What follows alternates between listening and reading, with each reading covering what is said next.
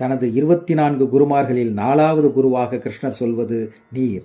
ஏரி, குளம், நீர்வீழ்ச்சி, நதி, கடல் என நீரை எங்கே பார்த்தாலும் நமது மனம் குதூகலிக்கிறது.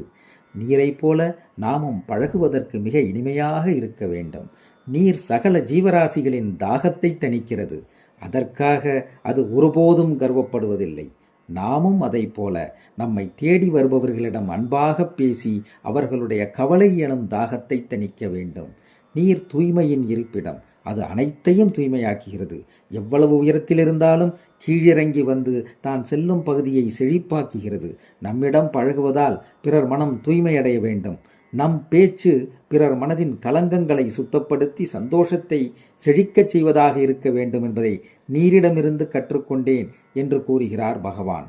நாமும் தெளிந்த நீராகி தெய்வீகம் செழிக்க வாழ்வோம்.